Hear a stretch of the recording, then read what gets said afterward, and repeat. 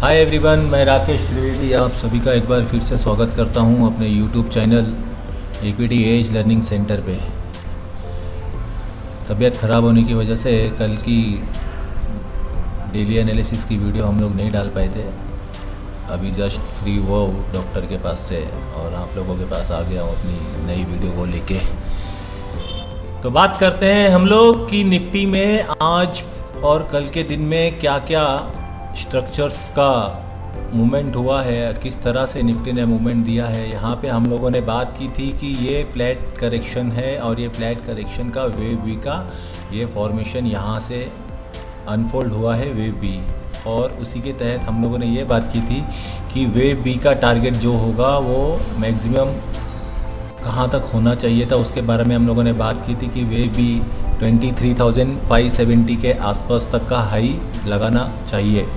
और in case अगर 23,570 के ऊपर अगर वेव बी एक्सटेंड कर जाता है तो इसका मतलब ये होगा कि वो वेव बी नहीं था, वो फिर एक न्यू इम्पल्स वेव की कैलकुलेशन में आ जाएगा। लेकिन अभी तक हमारी जो कैलकुलेशंस है वो सारी की सारी अभी तक सही साबित हो रही हैं, और हम लोग अभी भी इसके हमारा जो नज़रिया है वो यही है कि ये इरेगुलर वेव भी है जो कि वेव ए के हाई को तोड़ने की ताकत रखता है, और वेव ए का हाई उसने ब्रीच किया है। लेकिन जो उसका टारगेट पॉइंट है वो टारगेट पॉइंट अभी तक कंप्लीट नहीं किया है, और उसके बाद से हम लोगों ने देखा है कि वेव ए के हाई को तोड़ने के बाद से मार्केट कंटिन्यू 2 दिन से साइडवेज हो चुका है, कंसोलिडेट कर रहा है मार्केट एक ही जगह के ऊपर एक ही रेंज के अंदर। तो ऐसी मार्केट से हम लोगों को फ़िलहाल दूरी बनाए रखनी चाहिए, क्योंकि अगर हम ऑप्शन ट्रेडर हैं तो यहाँ पे हमारे प्रीमियम का लॉस होएगा, और हम लोग अगर फ्यूचर में ट्रेडिंग कर रहे हैं तो यहाँ पे पैनिक सिचुएशंस क्रिएट होना स्वाभाविक है, क्योंकि मार्केट जब एक रेंज बाउंड में फंस जाता है आके, तो वहाँ पे एक जो नॉर्मल ट्रेडर रहता है वो डिसीजन लेने की सिचुएशन में नहीं रहता है। तो ठीक है, आगे बढ़ते हैं। आगे बढ़ने के साथ हम लोगों ने यहाँ पे बात करते हैं कि यहाँ पे वेव 5 और मीडियम टर्म का वेव 13 यहाँ पे कंप्लीट किया है, और उसके बाद में इसने करेक्शन दिया है ए बी सी के एक फ्लैट पैटर्न का करेक्शन का पार्ट, और ए बी सी के पैटर्न को कंप्लीट करके इसने उससे बड़े टाइम फ्रेम का वेव ए कंप्लीट किया। और उसके बाद में हम लोगों ने देखा कि वेव्स बी यहाँ पे अनफोल्ड हुआ, तो वेव बी के तहत इसने यहाँ पे कंप्लीट किया वेव ए, और ये कंप्लीट किया वेव बी। और वेव सी जो है वो वेव सी इसका 5 वेव्स में डिवाइड होते हुए हमें नज़र आया, जिसका कैलकुलेशन हम लोगों ने यहाँ पे पिछली वीडियो में डाला था कि ये वेव 1 हो गया वेव सी का, ये वेव 2 हो गया वेव सी का, और ये वेव सी का वेव 3 हो गया, वेव 4 हो गया, और ये वेव 5 हो गया यहाँ पे।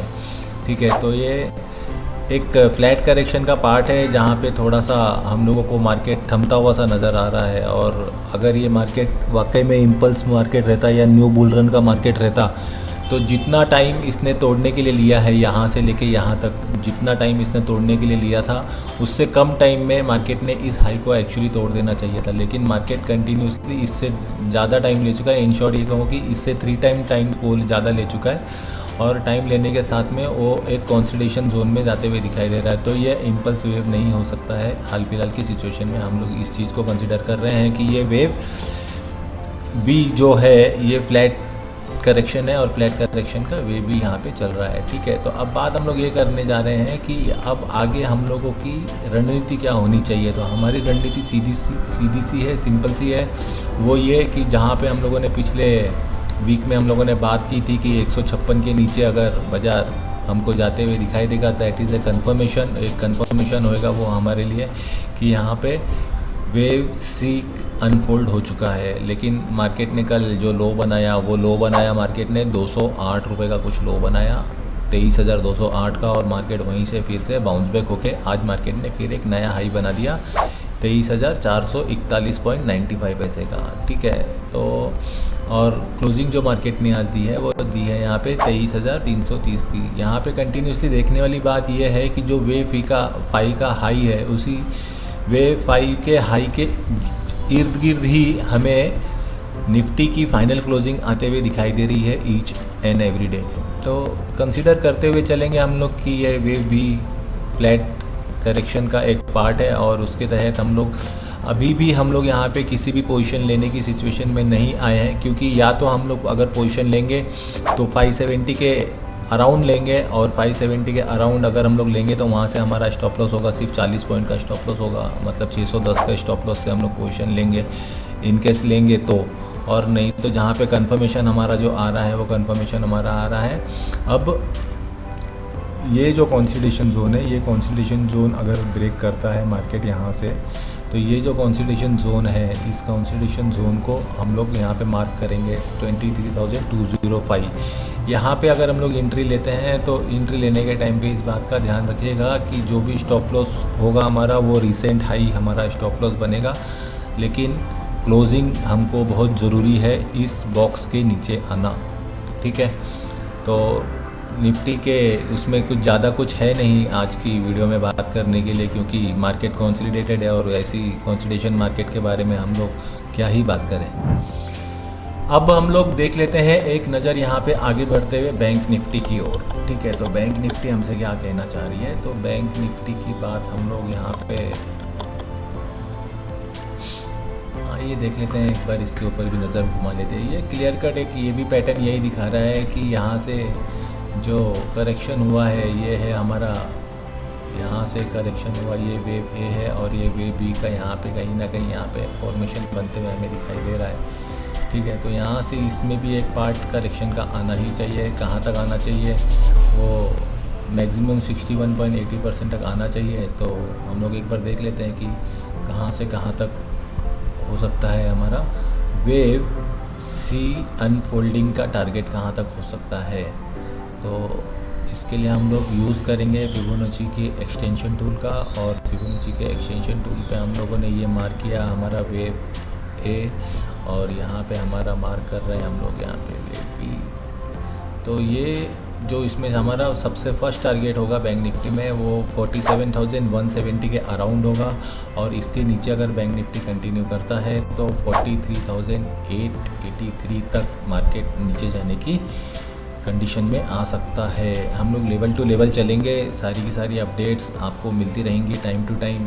पैनिक होने की ज़रूरत नहीं है और हड़बड़ाने की ज़रूरत नहीं है कि हमें ट्रेड लेना ही है। अगर हमें ट्रेड नहीं मिल रहा है तो हम लोग ट्रेड नहीं लेंगे, ठीक है।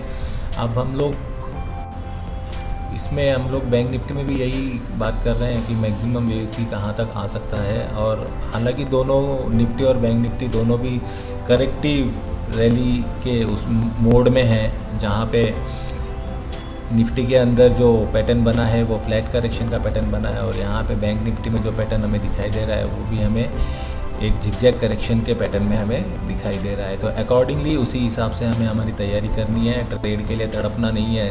ट्रेड अगर करने के लिए हम लोग तड़पेंगे तो इतना ध्यान में रखेगा कि उसकी कीमत हमें बड़ी चुकानी पड़ जाएगी। और आज हम लोग डालेंगे एक या दो स्टॉक्स की अलग अलग वीडियोस, तो उसमें आप लोग अपना पार्टिसिपेंट रखिएगा, देखिएगा कि स्टॉक्स में कौन से स्टॉक्स में हम लोग की पोजीशंस बनने के मौके हमें संभावनाएं नज़र आ रही हैं। उन स्टॉक्स के बारे में हम लोग चर्चा करेंगे। वो दोनों वीडियो आज ही आपको मिल जाएंगी, ठीक है। तब तक आप देखते रहिए हमारे वीडियोस को, अपना प्यार देते रहिए, और साथ ही साथ हमारी वीडियोस अगर आपको पसंद आ रही हैं तो उसे लाइक, सब्सक्राइब और शेयर करना नहीं भूलिए। तब तक आप अपना ध्यान रखिएगा। कल सुबह हम लोग फिर मिलेंगे एक बार लाइव मार्केट की लाइव स्ट्रीमिंग के साथ में, जहाँ पे काफ़ी बातें हम लोग कर रहे हैं। लाइव ट्रेडिंग किस तरह से इंट्राडे में की जाती है और डेटा कैलकुलेशंस किस तरह से की जाती है। किन्हीं कारणों की वजह से मैं मॉर्निंग का सेशन अटेंड नहीं कर पा रहा हूँ, लेकिन प्रशांत सर बहुत अच्छा कर रहे हैं। आप उनके साथ में बने रहकर आप उनसे भी बहुत कुछ सीखने की, समझने की कोशिश करिएगा, क्योंकि उनकी भी जो प्राइस एक्शन को लेके पकड़ है वो काफ़ी अच्छी है। तो ठीक है गाइज़, आज के लिए इतना ही। आप लोग अपना ख्याल रखिएगा। हम लोग मिलते हैं बहुत जल्द कल की लाइव मार्केट के सेशन में। धन्यवाद आप लोगों का वीडियो देखने के लिए, दिल से शुक्रिया।